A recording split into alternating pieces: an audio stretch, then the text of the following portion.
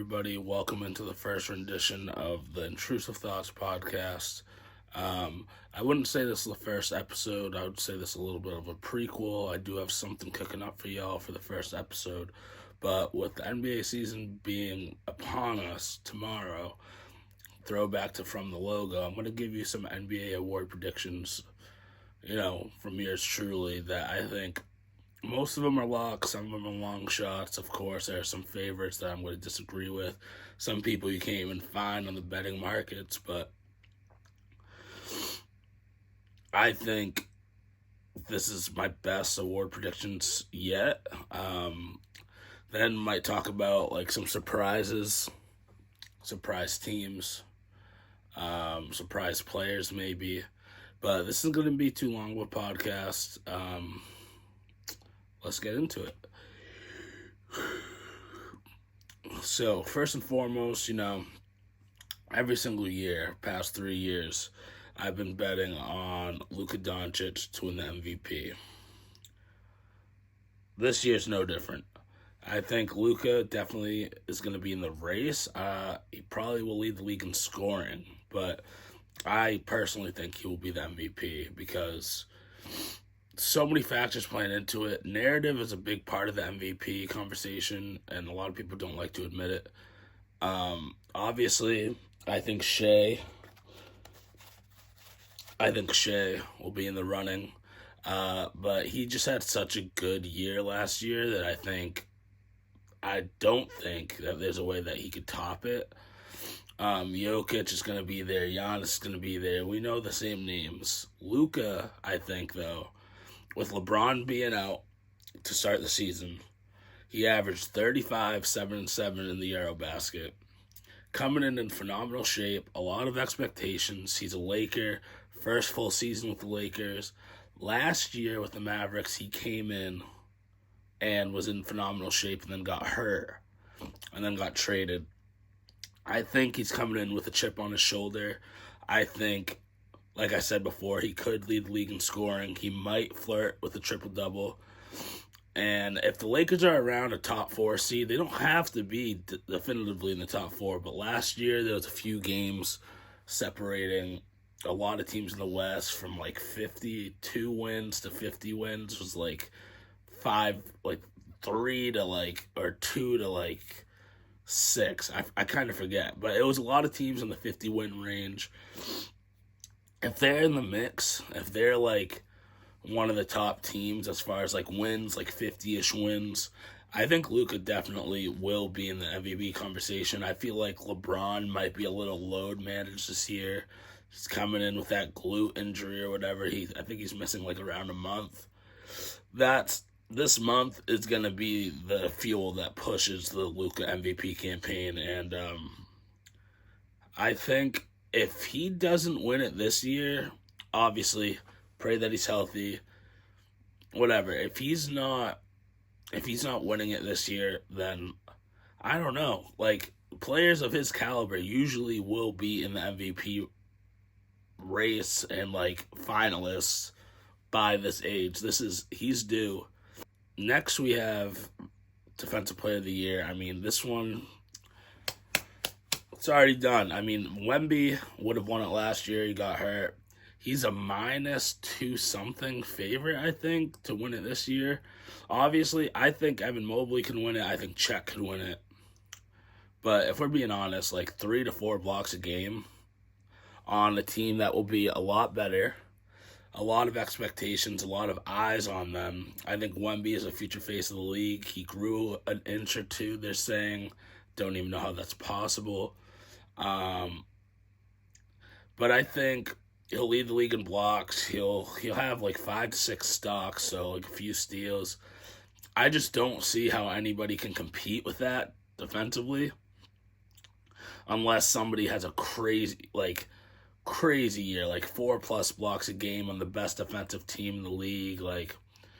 I think Evan Mobley is a great defender, but the stats are not even gonna come close to what Wemby could do. So I think that's just easy. We don't have to get too into it. Wemby, Defensive Player of the Year. Book it, throw your house on it, whatever you want to do. Wemby, Defensive Player of the Year. Now, this next one is going to cause probably a lot of problems. Um, there's definitely a clear-cut favorite for this award.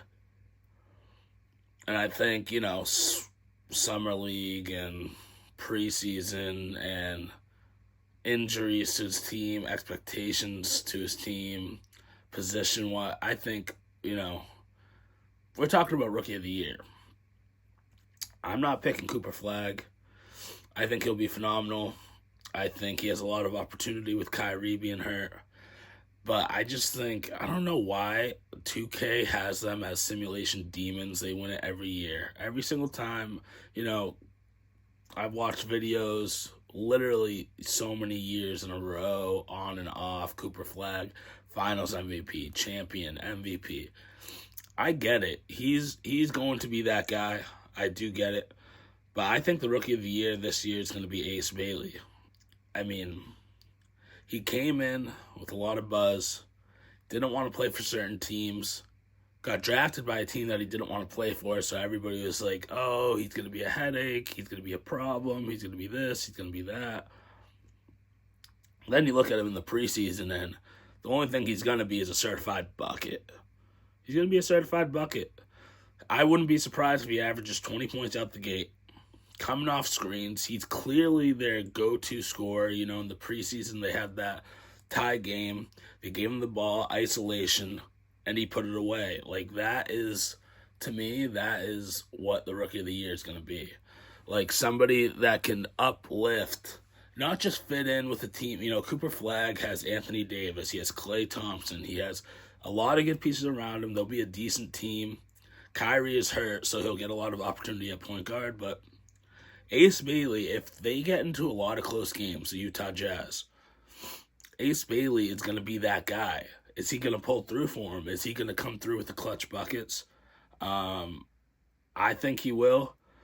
He looks very smooth coming off screens. He looks like if you spread out the floor and give him the ball, ISO, he can get his own bucket. Kind of like a T-Mac, young Paul George, defensively, I don't know what he's going to be, but nobody cares about that when it comes to awards, especially Rookie of the Year. Nobody cares about how good you are defensively. That's not going to impact that award. Cooper Flagg will be significantly better than him defensively. But Cooper Flagg has Anthony Davis. Some games Anthony Davis will be the number one option. They'll have some games Klay Thompson goes off for 30. Don't sleep on the Mavericks at all. But I'm just saying, Rookie of the Year, Ace Bailey will average 20. Ace Bailey could shoot near 40% from three. And as smooth as he is, if the Jazz can just keep games close and he can shine like he did in the preseason, I just think he will win Rookie of the Year. The narrative I just talked about narrative in the MVP conversation. Obviously, the narrative wants Cooper Flagg to win the award. It might be a LeBron-Melo thing where Melo definitely should have won Rookie of the Year, but LeBron was all the hype, so he got it. I mean, Melo definitely should have won Rookie of the Year from LeBron. But that being said, that's my pick. Rookie of the Year, Ace Bailey, I believe about plus 900, I think, on FanDuel. That's the only app I use. I would bet it. I'd bet it straight. I'd throw it in parlays. You never know, too. Injuries are a thing. You never want to wish injuries upon anybody, but Cooper Flagg is a very explosive, dunk on your head, very hustle player.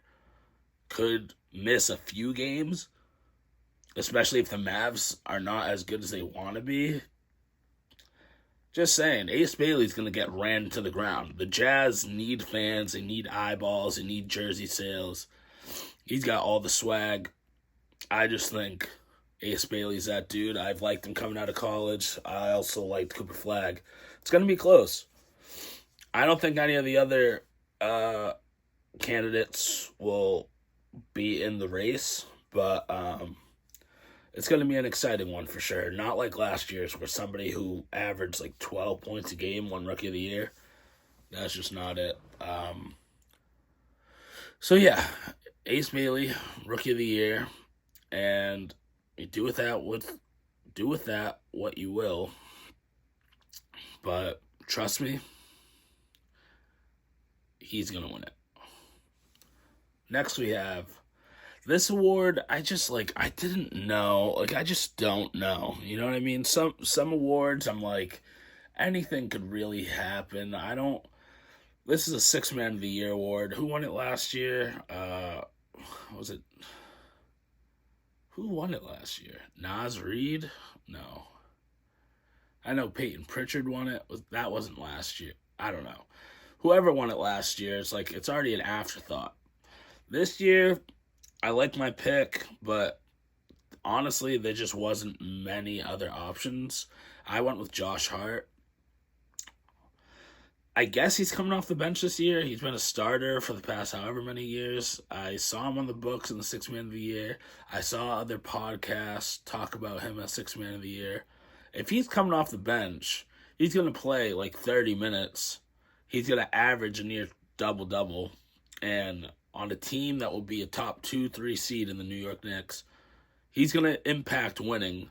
He might close out some games because you never know. Tibbs isn't even the coach anymore. Hold up. Thibodeau not being the coach, Mike Brown coming in as a coach. You never know what the lineups could look like. I think Josh Hart is very accepting of whatever role he has to play as long as they win. I think they will win, and I think he will be a big part of that. Like I said, there's not too many other candidates I thought of. DeAndre Hunter with the Cavs, but you have Max Strus being hurt. Is DeAndre Hunter going to start the season starting, and will he ever come off the bench? He's a very good player, could definitely stay in the starting lineup. I know he was on a heater last year, him and Ty Jerome coming off the bench. Naz Reid, he'll always be there, but, he just got a bag. How? I don't know. At some point, you pay these people money. You can't pay somebody $25-30 million to come off the bench and be a six-man. I don't believe in that. I feel like at some point, Naz Reid will enter the starting lineup, whether Rudy Gobert gets traded, I don't know. The Timberwolves are a weird team. I think Naz Reid definitely will be in the conversation. Along with the Celtics, I think Peyton Pritchard, he won it. Anthony Simons could win it. I don't know who's coming off the bench for them. I just don't think the Celtics are going to have another Six Man of the Year winner, right back to back or whatever. But one of them will be in the conversation. And they're probably another, Ty Jerome for the Grizzlies. You know what I mean? It's just players I just don't care about. I think Josh Hart's that guy. He seems to be the perfect player to win Six Man of the Year. He'll do a little scoring, he'll do a little passing, he'll do a lot of rebounding, a lot of defense on a team that is one of the most watched teams in all of sports. So look out for Josh Hart to win Six Man of the Year. This is my favorite pick. My favorite pick of all. One of my favorite players. This is Most Improved Player award. I was big on him coming out of high school, coming out of college. Me and my friends loved watching him. So good at UCLA. A lot of injuries have, hindered his career a little bit. But from what I've heard and from what I've seen in the preseason, I know it's just preseason. I'm talking a lot about preseason, but you still want to look at, body language, how players fit with each other.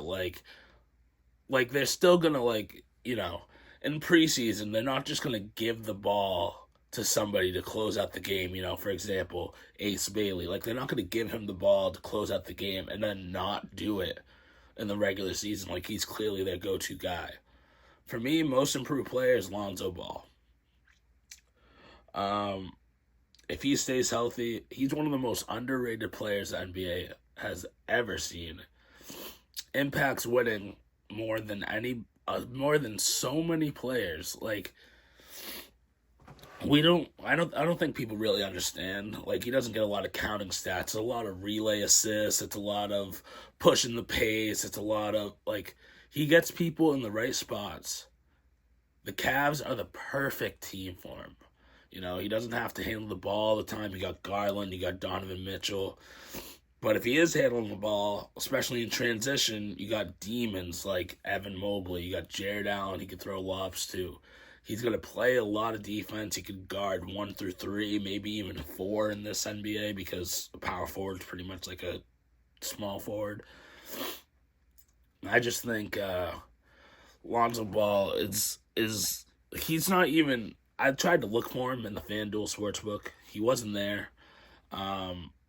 He's just coming off a lot of injuries, you know, playing with the Bulls.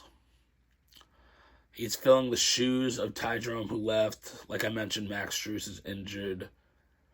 He could start. He could come off the bench. He could do both. He's going to shoot well from 3.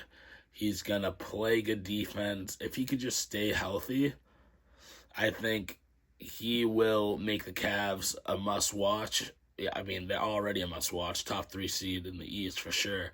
But he will get a lot of attention from Most Improved Player because the best way to improve from playing like 30 games is to play like 70 on a team that's going to win 60 games, and you're going to be a big part of that. Unless there's a player that will jump from like I thought of Matas Buzelis of the Bulls. He's a good answer. He only averaged like, I want to say he averaged like 9 points last year, 10. He could do a big jump. If it's one of those big jumps where somebody jumps like, if somebody jumps like 7, 8 points, obviously they will probably take it because they'll get a lot of eyes on him. But I think Lonzo Ball could definitely win it. I've seen some people talk about that as well. Yeah, I mean, that's my pick. I really hope he does win it.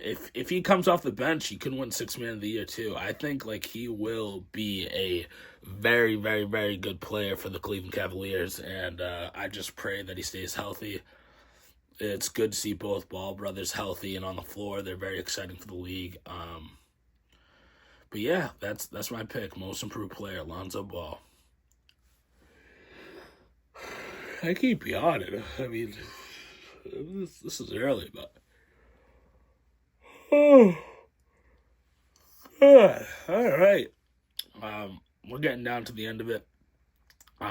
Coach of the Year now. There's you can pick the teams with the coaches that are the coaches with the teams that are going to make the biggest jump. Quinn Snyder on the Hawks, Jacques Vaughn with the Met, whatever you want to do. But to me, I'm going with Joe Mazzulla. No Jason Tatum. I'm not a big believer in Jaylen Brown. This roster is still pretty good, but also just a little weird. Has a lot. I don't know really like what their lineups are going to look like. I watched a little bit of preseason. It just seemed like a lot of Jaylen Brown and Derek White, which fine with. I think Derek White is could definitely be an all-star this year if the Celtics do what I think that they could do. And if they do what I think they could do, Joe Mazzulla definitely should win Coach of the Year. I believe their win totals like high 30s on the books. They're definitely going to be above 500. I don't think they'll be in the play-in. I think they will firmly make the playoffs as a 5 or 6 seed. Even without Jason Tatum, I know he wants to come back. I wouldn't come back if I was him. Even if he comes back, they're not winning the championship unless they pull off like some sort of big trade. I think this season you just want to be entertaining. You want the fans to stay interested, but don't ruin the future of your franchise by trying to rush them back. The roster's a lot of new pieces. No Drew Holiday, no Al Horford, no Kristaps Porzingis. Bringing Anthony Simons, still got 6th Man of the Year, Peyton Pritchard, Derek White, Jaylen Brown. I'm a big fan of Luka Garza. I don't know how much he'll play. The big man position for the Celtics is a little bit of a question mark. I think in the weak Eastern Conference, you give them a 5 or 6 seed winning, anywhere from 41 to 47, 48 wins. How do you not give it to Joe Mazzulla? I mean, I don't know. Like, how do you not? He's deserved it before. I don't think he's won the award before, but there's been years where he probably could have won it. But I don't know. The Celtics were a stacked team. Now we'll see what he does with a much less stacked team, and I think he definitely could do it. Definitely could win Coach of the Year. My runner-up would probably be Quinn Snyder for the Hawks, just because the Hawks' expectations are crazy this year. Everybody's loving them. They weren't that great last year. If they win like 50-plus games on our top 4 seed in the East, like, he definitely could win it. But Joe Mazzulla, Coach of the Year, I think that's close to a lock. But they usually give it to coaches of teams that win like 60 games that are like, I don't know. Some of these awards are just janky. You know what I mean? Like, I don't know. Anyways, on to the last but not least,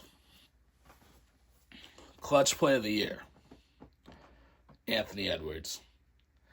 Now, I almost picked him for MVP. I can't get off the Luka train. I think this is going to be a year where Ant really, I feel like people still are kind of sleeping on him, sleeping on the Timberwolves. The team is perfectly constructed around him. I think he's in the West. There'll be a lot of close games.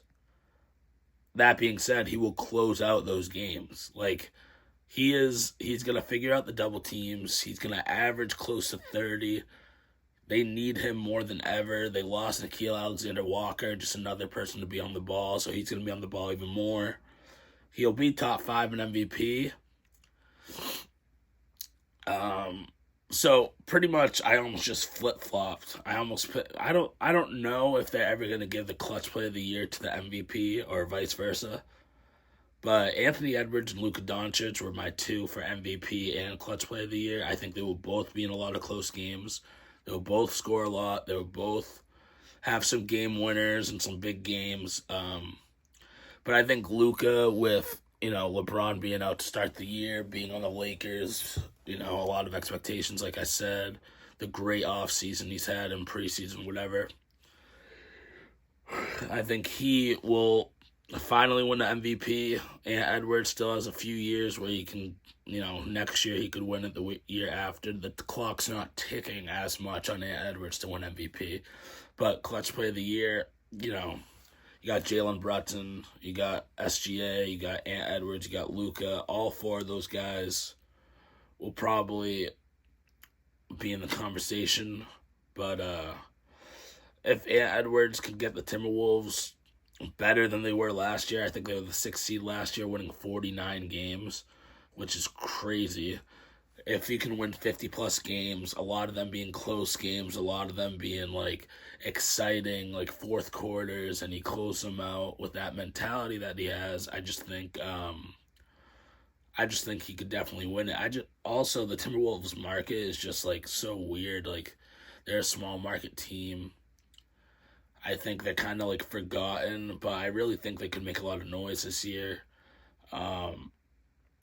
But that pretty much rounds out my awards. So let's do a little recap. Got MVP, Luka the Doncic, Defensive Player of the Year, Victor Wembanyama, I don't even have to say it. Rookie of the Year, Ace Bailey, one of my favorite picks. Sixth Man of the Year, Josh Hart of the New York Knicks. Most Improved Player, Lonzo Ball. Coach of the Year, Joe Mazzulla. Clutch Player of the Year, Anthony Edwards. There's a couple teams that I think are going to surprise people. So, like, we'll do one out east. We'll do one out west. I'm not going to get too deep into it. But, like, as far as, like, their win totals, if you want to bet they're over or, whatever you want to do, I'm just going to, like, give a little insight. So, like, for the East, besides the Celtics. Obviously the Celtics. The Milwaukee Bucks. Regardless of what you think of with how they fumbled the Dame thing, getting Miles Turner for pretty much $50 million, whatever. They have Giannis Antetokounmpo, who will also be in the MVP conversation, will be in the Defensive Player of the Year conversation. Why couldn't he be in the Clutch Player of the Year conversation? I think he is going to be a one-man show, per se, but, they still have Kyle Kuzma, still have Miles Turner, they still have Bobby Portis. They have some players like Cole Anthony. They have some young players like Andre Jackson, AJ Green. They have some players. I think Giannis will have to carry it, and if he stays healthy, I think they could, in the East, they might not win the 50 games, but I think they could get damn close. Not a lot of people are talking about them. I think they will make a move if they're on a good trajectory. They will make a big move to try to keep Giannis. They don't have many assets, but there's always a way to improve your roster. I don't think they want him going to the Knicks, especially, Eastern Conference rival. That seems to be the only team he's linked with outside of Milwaukee. And I think even other teams like the Miami Heat, why would you don't want that. You don't want the best player in your franchise's history to go to an Eastern Conference rival if you can keep him. So, we'll see what happens. I'm sure Giannis will be on the ball a lot more. I think Kuzma changing his number, coming off that weird year last year, I think he's still a serviceable scorer. Miles Turner, we'll see. You left for the bag. We'll see if you can do what the money says that you should, because you're making that much money. Should block at least 2 shots a game. Should shoot more threes. If you don't average more than 15 points a game, this is chalked, and Giannis will probably leave. You need to step up if you're Miles Turner, but I think the Bucks could surprise a lot of people. Just like the Celtics, I think both of them will be the surprise of the East. Out West, so many teams. And out East, I want to do a shout out to the Raptors too. I do like their roster. I don't know what to think of their season. But anyways, out West, you got the Pelicans, I think, could be, everybody's writing them off. They had a good draft. Zion is healthy, they win. Okay? If Zion is healthy, they win. They got a good young core. They got Jordan Poole, they got Trey Murphy, they got Herb Jones, they got Zion, they got V's Messi, they got a lot of players. I don't know. They're never healthy. Last year, they had games where they literally had 7 people healthy. I don't know. I don't know how that's going to work. I do think there will be. I saw somebody predict that they'll be the 14 seed. I do think they'll be in the play-in. I think the Jazz will be a surprise because I'm big on Ace Bailey. They have a lot of good young talent too. Walker Kessler. You know what I mean? Kyle Filipowski. I think there's another team I can't think of right now for the West. Oh, the Phoenix Suns. Big Devin Booker guy.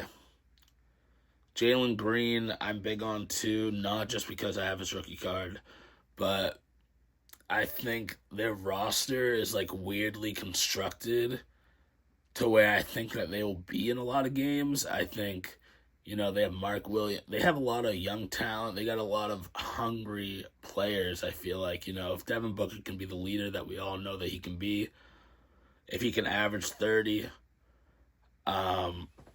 he's definitely going to facilitate. He's took on that role past couple years being like the point guard. I think the Suns, I mean, people think, obviously, you trade away Kevin Durant, you think that your team's going to be significantly worse, but how much worse could they really have been than last year? Like, Bradley Beal's chalked going to the Clippers. KD going to the Rockets is huge for them, but, like, they got a decent haul. Like, what are you going to do? KD demanded out. You got what you can get. You got a rookie center. You got some good rookies, Rasheer Fleming. You know what I mean? Like, I think people are sleeping on him. It's been a little quiet after that trade. Nobody wants to talk about him because they don't have that dude, KD. But watch out for this. Not watch out. They're not going to make any noise come playoff time. But Suns and Pelicans, two teams that people think will be in the lottery, could definitely be in the play-in, and could definitely make the playoffs. So Suns, Pelicans, Bucks, Celtics, those four teams, I just think people aren't excited for, and I think they all have things that you should be excited for. So we'll see how that goes. So yeah, those are my predictions. Those are my surprise teams. I didn't really think I was going to do the whole, here's your NBA champion, like my prediction, yada, yada, yada. But just for shits and giggles, we'll throw out a prediction for an NBA champion. We're going to go with the Oklahoma City Thunder. Back-to-back. I mean, obviously I'm a fan of the team. I went to the NBA Finals last year. This team's only going to get better. They have to maximize on these next few years, with the whole salary cap thing and how many good players they have. I think they're completely bought in. Even looking at the preseason, they're playing like they're hungry. They're hitting on these draft picks, these young players like Ousmane Deng and Nikola Topic. These guys are coming in looking ready to play minutes if they need to. So I'm not worried about injuries. If Chet's completely healthy, we could see a level from him that could be crazy. SGA is going to do what he does, averaging 30 on 50% shooting. Lou Dort is going to continue to shoot the three ball well. I'm a big fan of Aaron Wiggins. If I knew exactly where he fit in the rotation, I would consider him for Sixth Man of the Year. But there's so many players on that team, and they play like very even minutes. Like there's not like one sixth man. There's like Casey Wallace and Alex Caruso and Isaiah Joe, and it's like they just are too good of a team. Barring severe injuries to any of the stars, I think they go back to the finals, and I think they win it. Obviously, I hope they do. I'm grateful for the one championship. I've been waiting years and years and years for them to win a championship, and they finally did. But that's my pick. I don't know who they're going to be playing because I don't believe in the Knicks. I don't believe in the Cavs come playoff time. Hawks, the East, I don't see any of those teams making the finals. I just don't. So I don't really know who they're gonna play, but they get out the West, they're gonna win the finals again, and SGA is gonna win another Finals MVP. So stay tuned for the NBA season. Sneaking up. I can't believe it's already here. This is like my first video on the channel. I wouldn't say this is the first episode. It's a bit of a prequel. I'm going to be talking about a lot of crazy shit. But I do want to still have that sports aspect to it. I'm going to have a music aspect to it. NBA YoungBoy's dropping an album next month. I definitely want to do like some sort of a album review of it, with all the hype he's getting. We're going to try to just, keep it spicy, keep it intrusive, keep it, keep you on your toes. You never know what each episode could hold. There are a lot of people I would like to have on the podcast. There's a lot of people, like, eventually I want to get to the point where I can get whoever I want on this podcast. I'm not doing this for money. I'm not putting, this is all me. I don't have a team. I don't have, people making my graphics. I don't have any sort of support that all these other podcasts have, like a support team. That being said, I'm doing this for the love of the game. I hope this could get to a point where maybe it could be my full-time job, but there's a lot of steps to get there. I'm very excited. I think I got my schedule down pat. I think I know what I'm doing for the next episode, for the first official episode.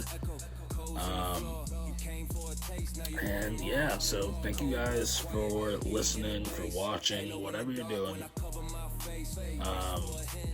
Choose wisely when it comes to the award predictions if you're going to bet on it. And yeah, hopefully we'll continue to grow and we'll make something out of this. So thank you for watching. Please subscribe, please like, please comment, yada yada yada. You know the vibes. Thank you so much, and we'll be back.